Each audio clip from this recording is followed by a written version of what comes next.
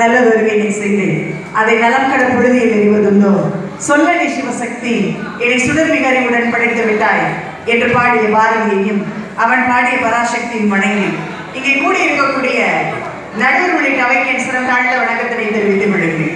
நடுவர் அவர்களே, நல்ல அழகான விஷயங்கள்லாம் நிறைய எடுத்து சொன்னீங்க. வாழ்க்கைனா எப்படி இருக்கணும் அப்படின்றதெல்லாம் எடுத்து சொன்னோம் இல்லையா?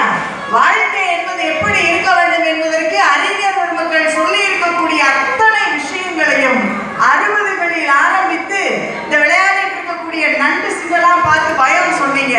அந்த நண்டு சிட்டுக்கும் பாட்டு எழுதி வயதாகி கம்பூற்றி தள்ளாடி இருக்கக்கூடிய முதுமையில் இருக்கக்கூடியவர்களும் முதிர்ச்சியோடு ரசிக்கக்கூடிய வகையிலே இளமையோடு புதுமையோடு கலந்து பாடல் எழுதக்கூடிய வல்லமை படைத்த இரவா கவிஞன் தாங்க வாலி.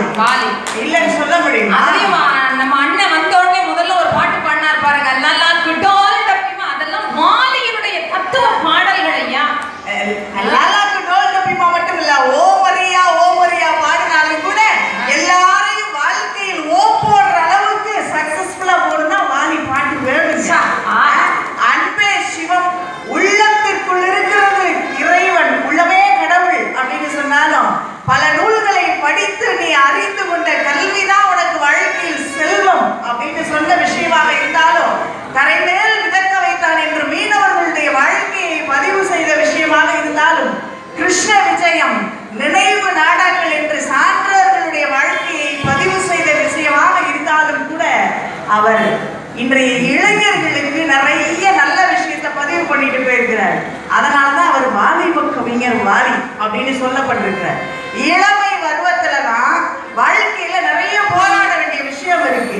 இந்த இளமை பருவத்துல போராடக்கூடிய வாழ்க்கையில தேவையான அடிப்படையான விஷயங்கள் என்ன அப்படின்னா, உழைக்கணும் அப்படின்னா வலதுகை இருந்தா உழைக்கலாம், இடதுகை இருந்தா உழைக்கலாம், முகத்தில் புன்னகையோடு மனதில் நம்பிக்கையோடு வாழ், அப்பதான் நீ வெற்றி பெற முடியும் அப்படின்றத எல்லா தன்னம்பிக்கை உரையாளர்களும் நமக்கு எடுத்து சொல்லிட்டு தான் இருக்கிறாங்க. இல்லன்னு இல்ல, இன்னைக்கெல்லாம் நாங்கெல்லாம் காலேஜ்ல அட்மிஷன் போயிட்டு இருக்கு, இந்த கோர்ஸ் தான் வேணும் அப்படின்னு பிள்ளைங்க நிற்கிறாங்க. அந்த கோர்ஸ்க்கு உங்ககிட்ட மார்க் இல்லை அப்படின்னா இந்த கோர்ஸ் எடுத்துக்கோன்னு நம்ம சொல்றோம்னா அதை ஏற்றுக்கக்கூடிய மனநிலை இல்லை.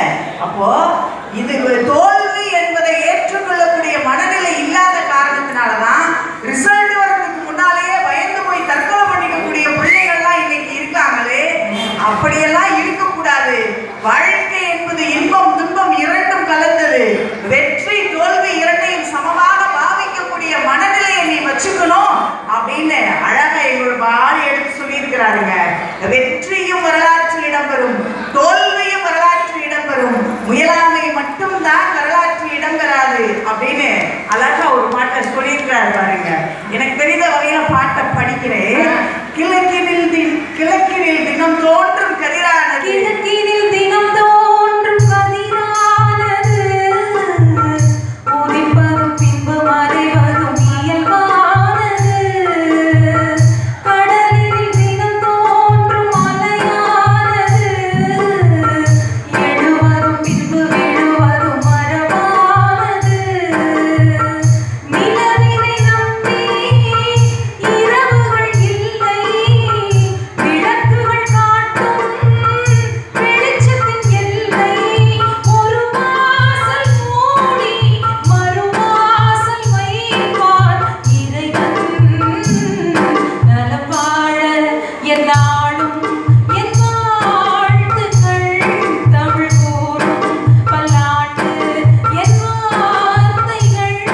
அவ்வளவு அற்புதமான பாட்டு. என்ன அழகா ஒரு விஷயத்தை சொல்லியிருக்காங்க நடுவர்களே. வெற்றி இந்த உலகத்தை உனக்கு அடையாளம் காட்டும், வெற்றி இந்த உலகத்தை உனக்கு அடையாளம் காட்டும், நீ பெறக்கூடிய தோல்விதான் உன்னை உனக்கு அடையாளம் காட்டும். அதனால தோல்வியை சமமா ஏற்றுக்கக்கூடிய மனநிலையை வளர்த்துக்கோன்னு ரொம்ப சாதாரணமான வாழ்க்கையினுடைய வெற்றிக்கு அடிப்படையான விஷயத்தை சொல்லிட்டு போயிருக்கக்கூடியது வாழைதான் நடுவர் அவர்கள். அழகா அதையே சொன்னாருமா. வெற்றி வேண்டுமா போட்டு பாரடா எதிர் நீச்சல், சரிதான் போடா தலை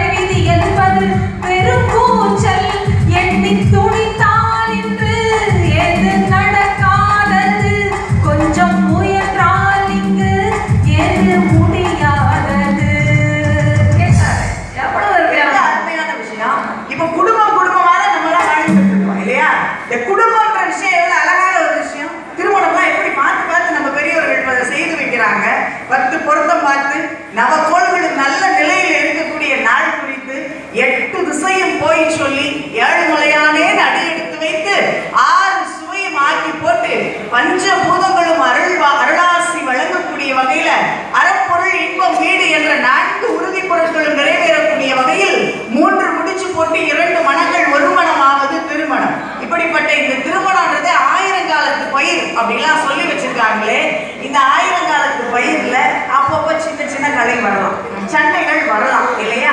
கணவன் மனைவிக்கு இடையில சண்டைகள் வரலாம். ஆனா சண்டையில மண்டை உடையலாமே தவிர குடும்பம் உடையக்கூடாது. ஆகையா அந்த சண்டை வந்துச்சுன்னா இவ்வளவுதாங்க சண்டை இருக்கணும், இதுக்கு மேல சண்டை நீடிக்க கூடாதுன்னு ஒரு வரையறை சொல்லி வச்சாரா இல்லையா?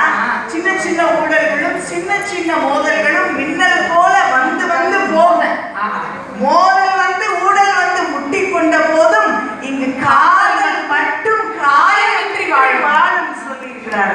சின்ன ஊழல்களும் சின்ன சின்ன கூடல்களும் மின்னல் போல வந்து வந்து போக, ஊழல் வந்து வந்து முட்டி கொண்ட போதும் இங்கு காதல் மட்டும் காயமின்றி வாழும். மாதங்கள் நாட்கள் செல்ல தடமாறிடும் பூக்கள் அல்ல.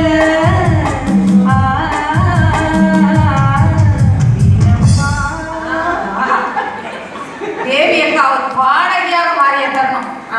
நடுவர்கள் என்ன அழகான பாட்டெல்லாம் சொல்லியிருக்கிறார் வாலி. அதனாலதாங்க அவர் வாலிப கவிஞர் இல்லைன்னு சொல்ல முடியுமா? நடுவர்களே நம்ம சமைக்கிறோம், சமையல்ன்ற ஒரு கலையை நீங்க சமைக்கிறீங்கன்னு சொல்லுங்க, நான் சமைக்கிறது கிடையாது. சரி, நான் சமைக்கிறேன். நீங்கெல்லாம் வந்து வாலிப கவிஞர், நீங்கெல்லாம் ஓல்டு பீப்புள், நீங்கெல்லாம் குக் பண்ணி சாப்பிடுறவங்க, நாங்கெல்லாம் குக் பண்ணி சாப்பிடுறவங்க. நாம குக் பண்ணி சாப்பிட்டதுனால நாங்கெல்லாம் ஓல்டு பீப்புளா இருந்தாலும் கோல்டு பீப்புளா ஆரோக்கியமா இருக்கோம். நீங்க எல்லாம் குக் பண்ணி சாப்பிடுறதுனால சீக்கிரமா ஆம்புலன்ஸ் குக் பண்ணி போய்கிட்டு இருக்கீங்க. போறதுல அவருக்கு என்ன சந்தோஷம் பாருங்க, போயிருக்கேன்றாரு. அதனால அதெல்லாம் வேண்டாம், புக் பண்ணாதீங்க. நடுவர்களே சமைக்கிற போது ஏன் சமையல்னு அந்த கலைக்கு பேர் வந்துச்சு? இப்போ ஒரு கத்திரிக்காய் இருக்கு, கத்திரிக்காயில காம்பெல்லாம் வெட்டி போட்டுருவோம். மேல இருக்கக்கூடிய அந்த இதெல்லாம் சிலருக்கு பிடிக்கும் சிலருக்கு பிடிக்காத எடுத்து போட்டுருவோம். உள்ள புழு பூச்சி இருக்கான்னு பார்த்து தேவையான பக்குவமான பகுதியை மட்டும் குழம்புல போட்டு சமைச்சு உண்பதற்கு ஏற்ற வகையில பக்குவப்படுத்துவது சமையல். அதே போல இந்த மனசுக்குள்ள இருந்த வீட்டுக்காரி 4 வண்டி வாங்கிட்டாலே, பக்கத்து வீட்டுக்காரி 2 செயின் வாங்கிட்டாலே, அந்த அவ புள்ள டாக்டர் ஆயிடுச்சு, இவ புள்ள லாயர் ஆயிடுச்சுன்னு பொறாம எங்கிட்டு புகஞ்சுக்கிட்டு இருக்கு மனசுக்குள்ள இல்லையா? பொறாம, கோபம், கலகு, என்ன பேராசை, இத்தனை அழுக்கை நம்ம மனசுக்குள்ள வச்சுக்கிட்டு இருக்கோமே. இந்த மனசை தூய்மைப்படுத்தி இறை அடியை அடைவதற்கு ஏற்ற வகையில் பக்குவப்படுத்துவது சமயம் அப்படின்னு சொன்னாங்க இல்லையா? அப்படிப்பட்ட அந்த சமயம் என்பது இன்னைக்கு பல இடங்கள்ல நல்ல நிலையில இருக்குதா? இல்ல. சுவாமி விவேகானந்தர் அவர்கள் அழகா சொன்னாரு, பசியோடும் பட்டினியோடும் இருக்கக்கூடிய மக்கள் மத்தியில போய் நீ பிரச்சாரம் பண்ணினா, சமய பிரச்சாரம் பண்ணினா, அதை போல அயோக்கியத்தனம் வேற எதுவுமே கிடையாது. வறுமையை நீ சமய பிரச்சாரத்துக்கு பயன்படுத்தாத அப்படின்னு சொன்னாருங்க. வறுமை என்பது இருக்கக்கூடாது, ஆலயத்திற்கு வருபவன் வயிறறிந்து போகக்கூடாதுன்ற காரணத்தினால்தான் வள்ளல் பெருமகனார் அன்னைக்கு ஏற்றி வைத்தாருங்க அணையாத அடுப்பை.